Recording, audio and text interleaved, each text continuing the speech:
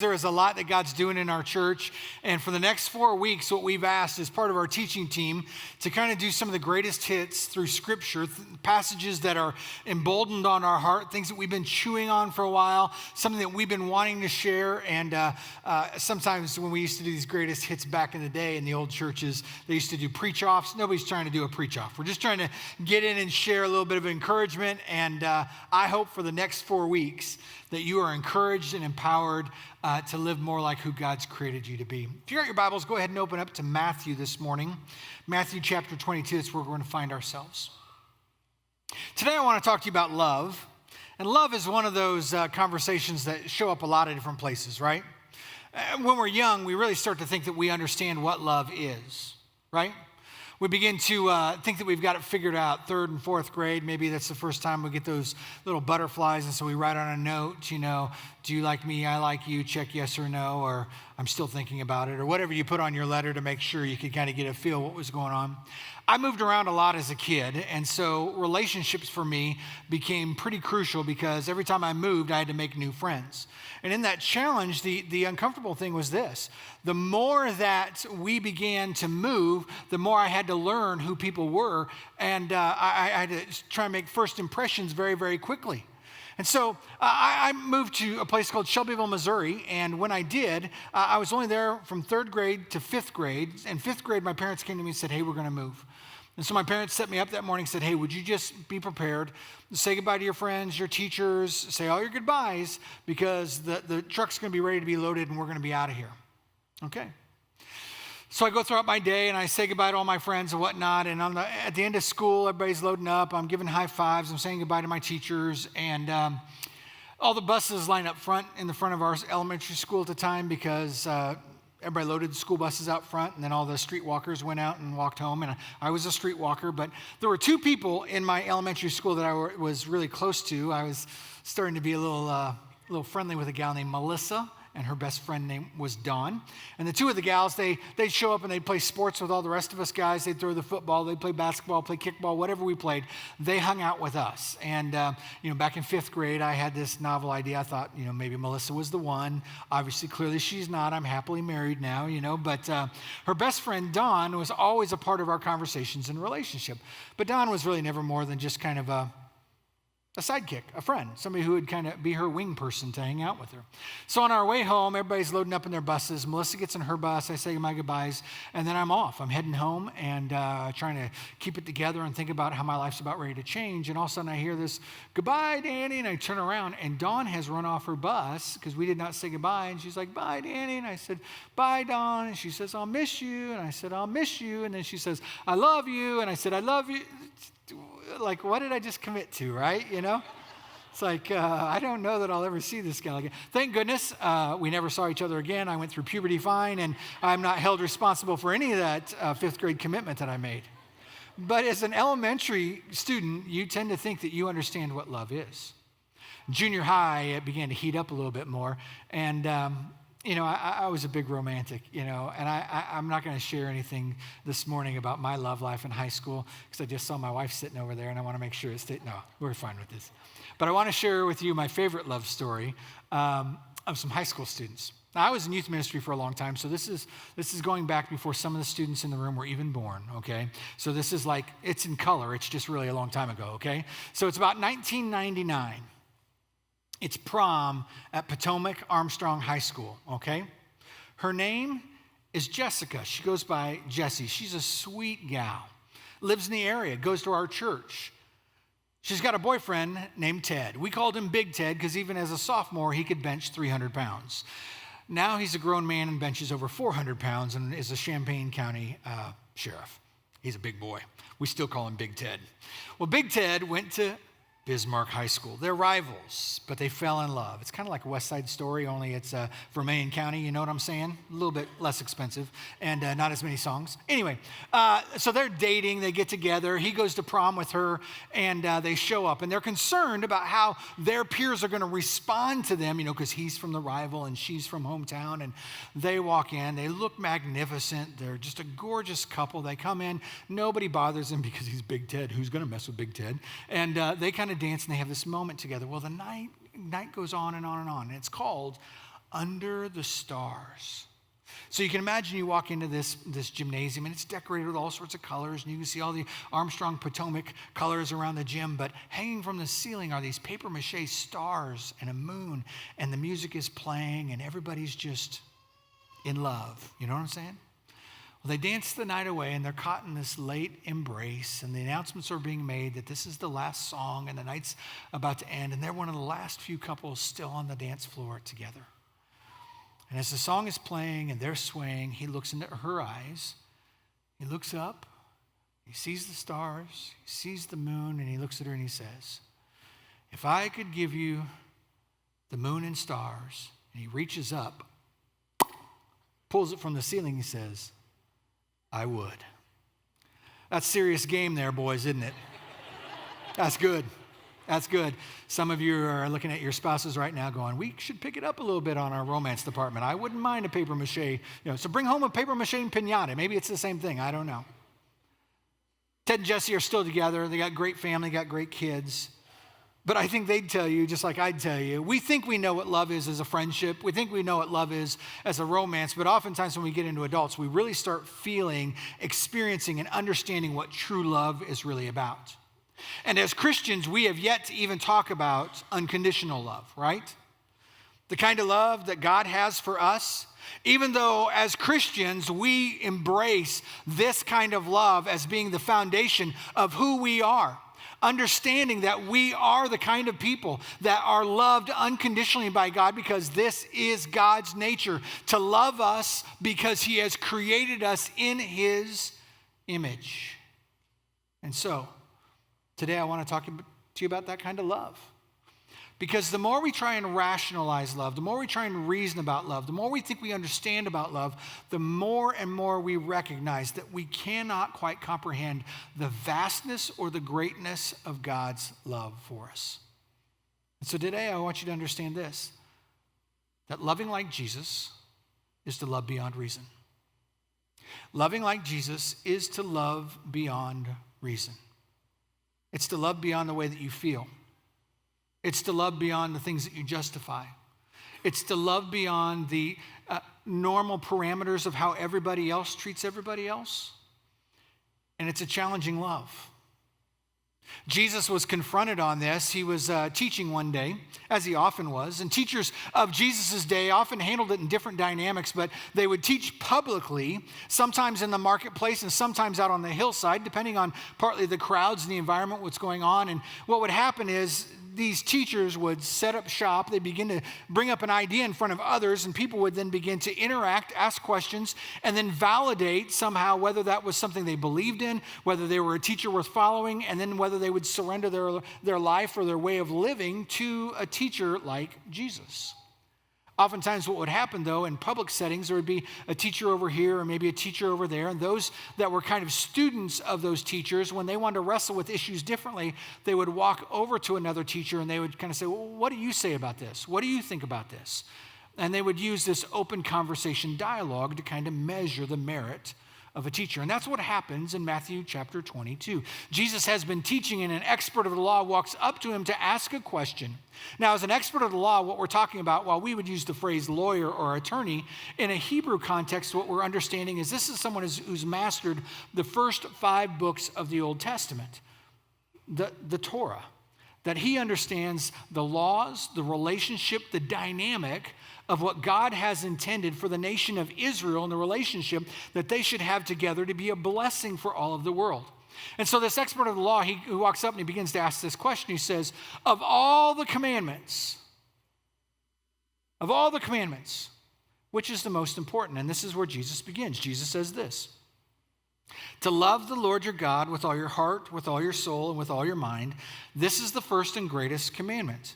The second is like it: love your neighbor as yourself, and all the law and prophets hang on these 2 commandments. Now, it should be no surprise to anyone who's in the audience of the day that Jesus answers with that. What he has just started with, this first and greatest command to love God with all that we are, is what we call the Shema in Hebrew tradition. It was the value, the foundation of every household. that in Deuteronomy 6, there's literally this challenge that we should love God with all that we are, but we should not only just say that and believe that, but in our households, we should make it like jewelry and put it on our arms or on our foreheads, or we should put it over our doorposts or on our walls. But we should talk about it when we're coming and going, when we're walking along the roadside, when we're hanging out as our family. The point of Deuteronomy 6 in the Shema was make the value of loving God above everything else the priority of your household. Because this is the foundation of love, for a home to be built on loving God above everything else. And the second commandment that he uses, they're both interconnected, is a passage out of Leviticus, where they're understanding about how to value your neighbors, how to speak about them, how to honor them in the way that you live and you love. And so Jesus puts them all together and he says, hey, beyond the 10 Commandments, beyond every ritual law and everything that you know in the first 5 books, if you learn how to love God with all that you are and learn how to honor that love by loving people the way God would, everything's wrapped up there. That's it. And so sometimes we want to put it on a t-shirt or a coffee mug and we say, love God, love people. It's a nice little slogan. But the truth of the matter was, it's the very foundation that Jesus grew up in. And so for us as Christians, we go, okay, I get that. I understand that.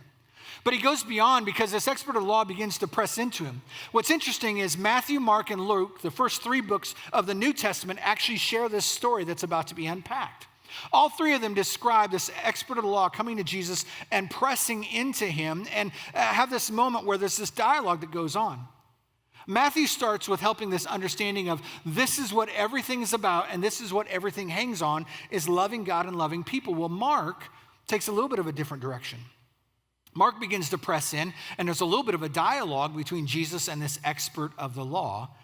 And literally, the expert of the law repeats back to him. He says, yeah, you've answered correctly, Jesus. You know what you're talking about. Loving God, loving people. God loves that more than burnt offerings and sacrifices. You've answered correctly. And Jesus literally looks at him and he says this, you are not far from the kingdom of God. Jesus revalidates what this guy's trying to validate in Jesus, but pushes it a little bit forward. You are not far from the kingdom of God. What does he mean? Well, commentators will tell you this. There could be a couple of different meanings, 2 sides to this coin. One is you know what it means to love God, but you don't understand what it means to love God. Meaning you know the right answer to say, but I'm not sure you really live in love the way you know it's supposed to be done. Or maybe we put it in just kind of a cliche.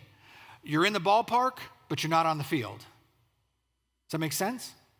And so Jesus is kind of saying, hey, I understand that we're having a dialogue here. You're validating me. I'm validating you. You're not far off. You're starting to get it, but are you living it? The other side of the coin would be this, that Jesus is literally drawing a line in the sand and saying, hey, you have longed for a Messiah. You have longed for one that would give sight to the blind, bring life to those who are dead, that would free the captive and enslaved. This day is here. The kingdom is literally not far from you. That day is now here, and you are within proximity of that reality showing up in everywhere around your world. Either side of the coin, what it's compelling for us is, do we really understand and live this life of love? And what do we do with Jesus when he presses that into our lives and says, this is what it's about? Do we embrace it? Do we embrace a life of love like this? Well, Luke, being the great descriptor that he is, he goes even into greater detail. He begins to dialogue. Jesus is kind of pressing into this expert of the law, and he just says, well, what do you say? How do you read it? And so the expert of the law reiterates, it's to love God, it's to love people, it's to love your neighbor as yourself. It's better than burnt offerings and sacrifices. And Jesus says this phrase, well, if you do this, you will live.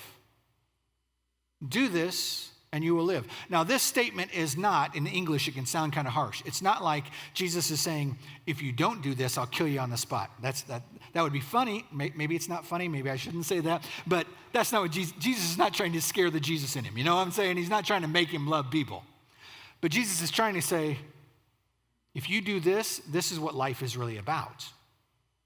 If you want life beyond anything you've experienced before, learn to love people. Now, some of us go, well, that makes sense. I mean, we've been in love, we've been in relationships.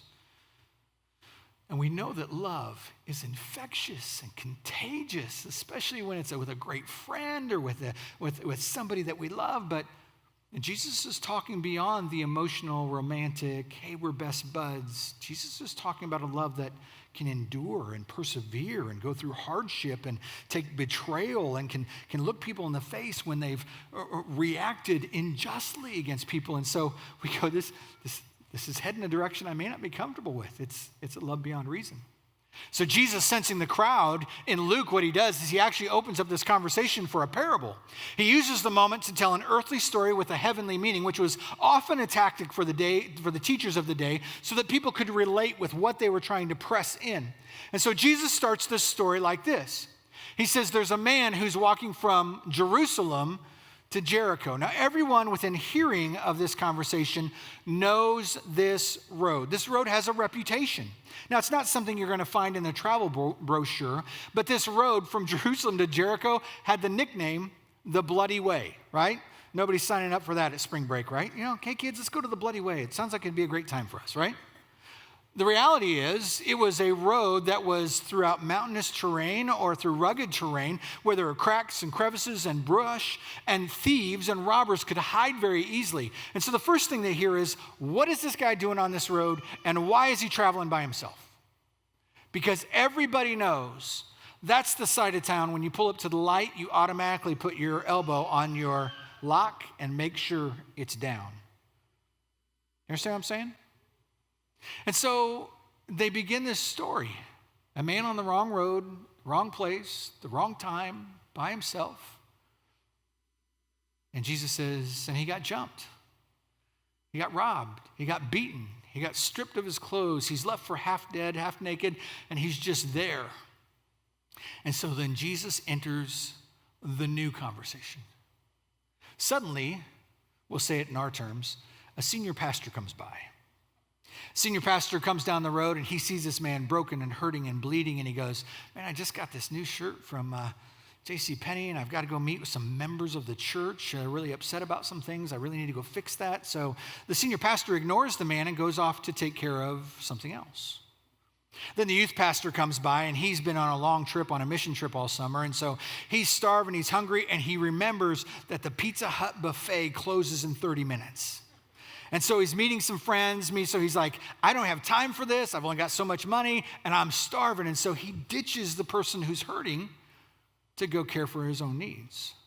Now, if you know this story out of Luke, those two characters are actually religious leaders of the day, people who could probably justify why they don't reach out and serve. Maybe they're fearful for their lives or some sort of ceremonial law that may disqualify them. But the point would be that everyone in the audience who's of Hebrew descent knows that when these stories happen, our people do the right thing, right? Church people are supposed to love other people. Church people are supposed to step out. People who love God respond in these things, but the natural heroes of the day do nada. They don't help. And so there's this tension building. Wrong person at the wrong place, wrong time. People who should help some of our people to help our people don't help our people. And then Jesus says this, but a Samaritan sees them and gets off his donkey, cares for the person, oils and wine, takes care of his bandages, wounds and needs, puts him on his donkey, takes him to a hotel, not like a Holiday Inn Express, but like a hotel that does hospital care and does food. And he literally says, hey, here's my wallet. I'll put this down, but if there's any more expenses, please let me know. I'll pick up the rest when I come back through town. Now, that story for us is usually we should be the Good Samaritan. We should serve people. But here's what I need to put this in your crawl about today, okay? When Jesus makes the statement that a priest, a Levite, a senior pastor, a youth pastor, ignore the hurting on the side, Jesus would be saying something like, well, in their day, being a Samaritan and being a Jew were tensions of politics, ethnicity, religious background. And so I just want you to squarely have you put yourself in whatever political alliance you feel like you fall in today. Any spiritual tension that you fall into today. And say, if you were to polarize that situation and you would point the finger to say, those people don't get in. Those people aren't God's people. That's who Jesus is trying to tell you today. That's your Good Samaritan. It should be uncomfortable. Oftentimes we read that passage and we just flow through it, but there is a tension point that they go, they should have helped, they should have helped. We're not helping who we should help. And if they're not helping and he's not helping and we're not helping, but they're helping, then what is Jesus saying? Because Jesus has just said to help someone like this is where life is found. To sacrifice, to give of yourself, to go above and beyond. This is what it looks like. And so Jesus looks at the expert. And he just asks them this question, why don't you just tell me? Who is the neighbor? Who is the one that acted in a way that showed love? And here's what the expert of the law says. He says this. Expert of the law replied, the one who had mercy on him. That's what it looks like to love like Jesus, to be a person of mercy to people who are hurting. And Jesus says, go and do likewise. You know, it's a love beyond reason. Because let's be honest, you can't watch the news and not feel polarized, right? You fall on one side or the other. And I hear it on Facebook. I hear it in the hallways. People pointing fingers back at what the church should do or the church should be or this is right and this is wrong. And I just hear it constantly. And Jesus says, you know what? It's to have mercy. It's to have mercy on people who are hurting. That's what it means to love like him. John doesn't say anything about this passage. But at this point, you begin to think about, well, what are some of the just crazy jacked up things that Jesus has said at this point, right? Remember that time that Jesus was talking about people who are against you or hurt you or persecute you? Jesus said, well, I want you to turn the other cheek. I don't want you to be a person of retaliation. Jesus said things like, go the extra mile. If somebody asks you to walk 1 mile, walk 2 miles. If somebody needs your coat, give them your wardrobe if you need to help them out, right? Jesus says, go above and beyond. Jesus says this, love your enemies. Bless those who curse or persecute you. It's a love beyond reason. And many of us would say, okay, Danny, I get that. I get that we're supposed to love radically, but come on now, that's Jesus, he's God. Exactly, he is God.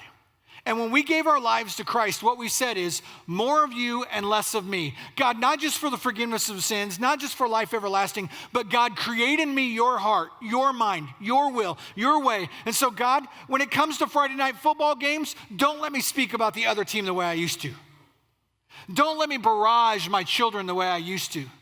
Don't let me isolate and insulate myself at work. Don't let me hold the grudge I do against my ex. Don't let me, you knowing where I'm going?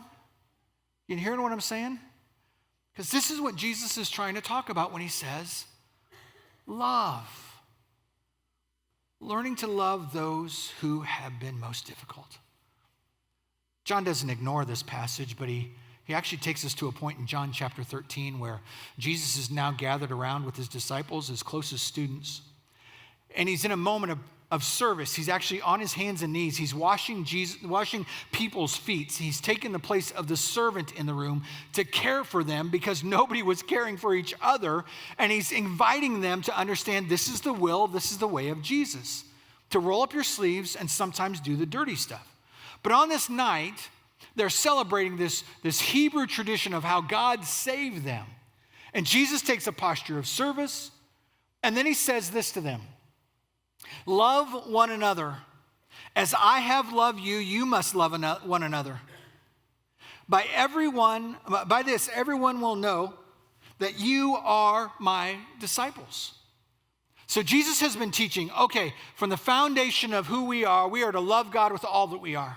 And if you were to summarize all the law and the prophets, we would say that it boils down to loving God with all that we are and loving our neighbor as ourselves, right? But if you want to summarize those two, here's what we want to bring it together on.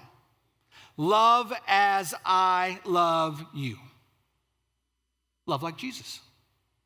Love as I have loved you. Because here's what's going to happen. If you learn to love the way I love you, the world will know what love truly is. It'll be the litmus test. You want to know what a disciple of Jesus looks like? Somebody who loves like Jesus. Not better than your Eagle Scout, not better than your neighbor, not better than the guy who you lost some dollars to playing pool with. I mean, learning to love like Jesus is the standard and is the only standard for anyone who says, we have given our lives to Jesus. Teach me, Jesus, to love like you.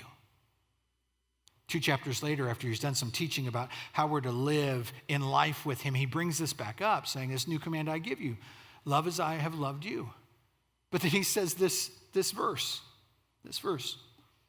Greater love has no man than this, than to lay down his life for another. That's out of bounds. That's too far. Isn't it? Greater love has no man than this, than to lay down his life for another. And frankly, this is the point in our walk with Jesus where we just say, oh, thank you for your forgiveness of sins. Thank you for a life everlasting. Thank you for accepting me when I could not accept myself. Thank you for, we just go into this great moment of gratitude. But the love that's given should be reciprocated, not only back to God, but it should show up as evidence that your life is now being changed by that love. Paul took that idea of love one another and he built on it.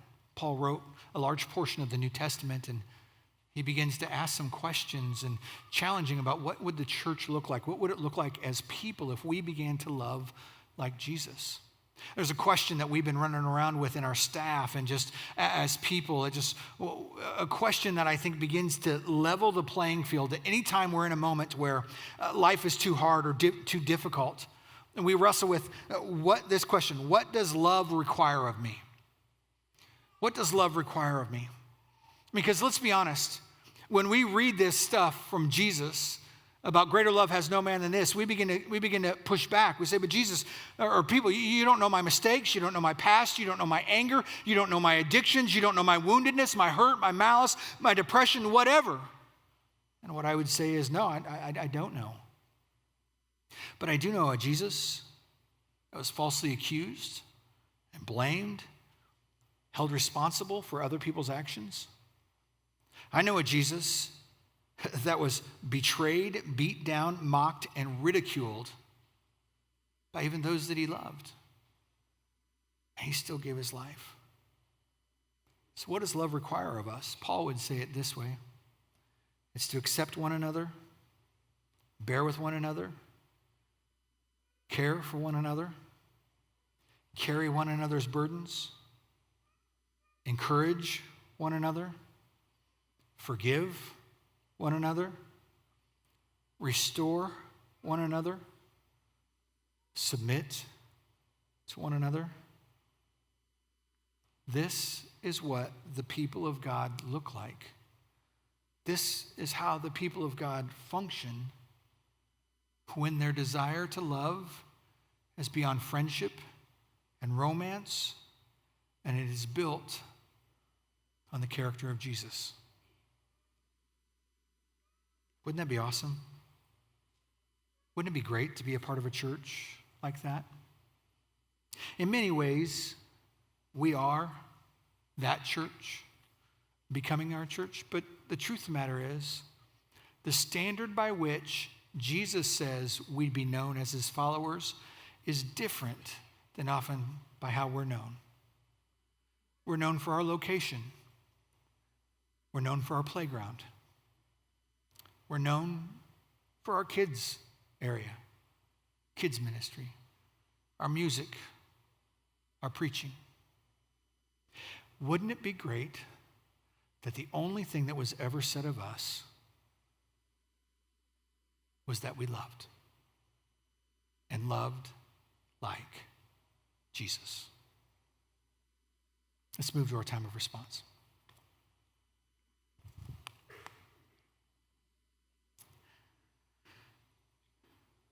A little over a year ago, we updated our website and we decided we were going to put some slogans together, some thoughts together, and this message was birthed well before I was even here in some ways. This phrase, love beyond reason, has just been racked in my mind for a long time, and we thought that maybe this will start being something we think about. But the reality is none of us wake up knowing how to love beyond reason. It's a long journey. And some of us right now, maybe we're holding some grudges. Maybe we despise certain types of people or certain people in general. Maybe our callousness keeps us from embracing forgiveness or restoration with others. But I remember the first time that I had a crisis of faith when it came to love. Some of you know that I'm an adoptive father. It's been a privilege and it's been a challenge to be a dad who's chosen to adopt. We started in foster care. That's what we thought we were going to do. And as we got into the process, we knew that God was calling us to adopt. And my two oldest sons are adopted. We went to a court hearing one day where we believed that the parents were going to actually have their rights terminated. And so we headed into that courthouse in Danville, Illinois, and we went up to the third story. And up in the balcony, or up in the hallway, we're all gathered around, and I could see my son's siblings. I could see their foster families and us. They had their attorneys, we had our attorney. And there's a gal sitting off in the distance on a bench by herself. There's a man off in another corner with what seems to be my son's birth grandparents. And I realized that the court hearing we were going to go into, we didn't expect to be this close. We didn't expect to run into anybody. My son was not with me. He didn't see him or anything like that, but I can only say what I felt on that day.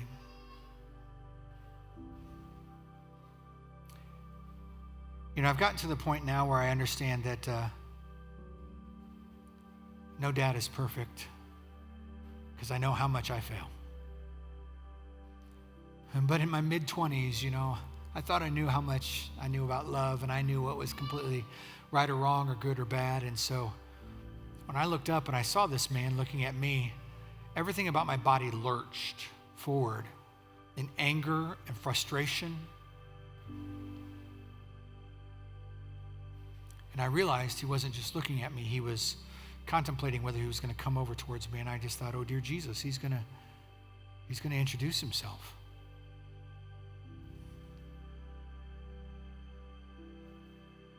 I did not have a Christian thought in the first step that he took towards me.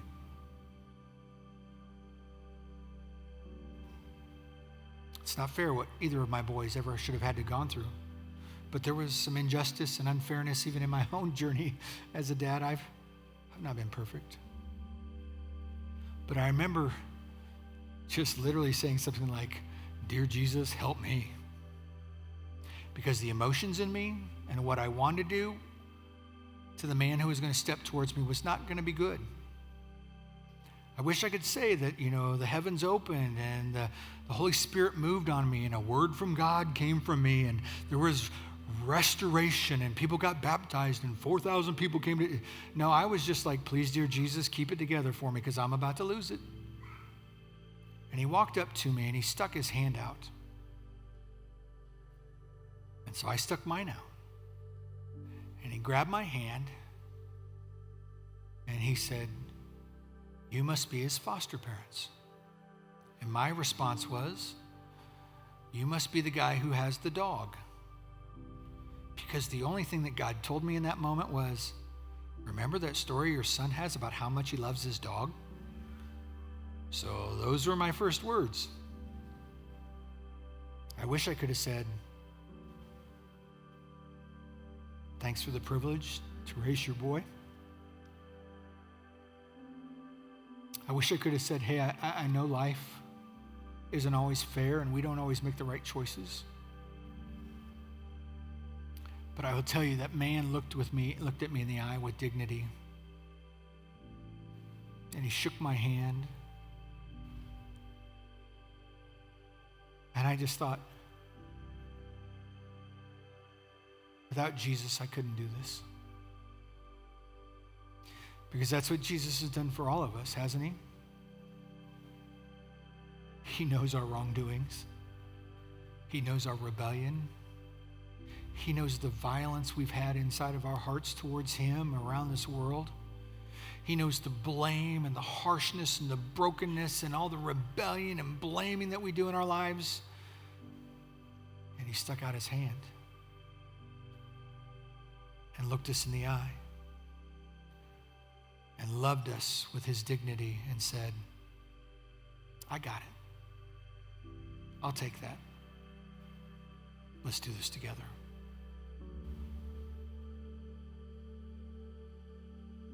Friends, we live in a world that needs evidence that God is real. We live in a world that wants to rationalize, parse, and try and put into a box who God is. And Jesus gave us one challenge: to break every box, to blow every mind, to destroy every stronghold. And it's called love. Loving like him. It's a love beyond reason. And it doesn't make sense. So the next time you hit that wall and you know that you should love, you should hold the tongue, you should forgive your spouse, you should reconcile a relationship, you should drop everything to help someone else carry their burden, you should step out of the way to care for someone in need, you should submit to help serve someone else. You should restore. Whenever you hit that wall and you begin to think of all the reasons why we shouldn't, can't, nobody else is, would we stop and say, Jesus, what does love, your love, require of me? I'm going to ask you to stand quickly if you would. And I want to read a passage out of 1 Corinthians 13, and I want you to read it with me. It's actually a passage that many of us, we read at weddings because we say this is the foundation of love and this is what a marriage should look like, and that's a great application, but it was written to a church to say this is what Jesus' love looks like, and when it's fully expressed in the local church, this is what it looks like in his body and his people, and this is what we should be living when we're looking at a standard for love. This is love embodied. Here's what it says, 1 Corinthians 13. It says this, let's read it. Love is patient, love is kind, it does not envy, it does not boast, it is not proud. It does not dishonor others, it is not self-seeking, it is not easily angered, it keeps no record of wrongs. Love does not delight in evil, but it rejoices in truth. It always protects, it always trusts, always hopes, it always perseveres. Love never fails. Love never fails. What if we learn to love like that? In just a moment, people are going to come forward and they're going to pray as the music will play and people begin to sing. Others of us will go to a station, 6 of them around the room, where there's candles and there's some bread and there's some juice, and we're reminded to eat the bread and drink the juice because Jesus said, this is my body broken for you. This is my blood poured out for you. And it's an open invitation for all of us to come who celebrate that death, burial, and resurrection to say, it is his death, it is his burial, his resurrection, his love that paid our price.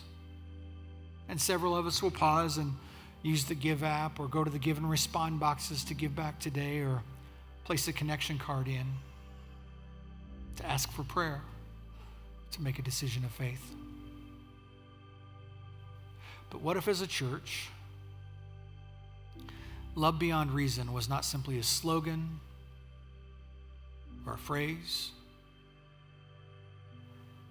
but what if that's who we became? People who love like Jesus.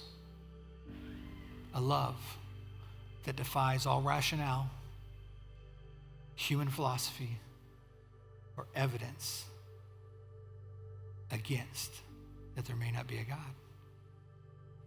May we be that church. May we love beyond reason.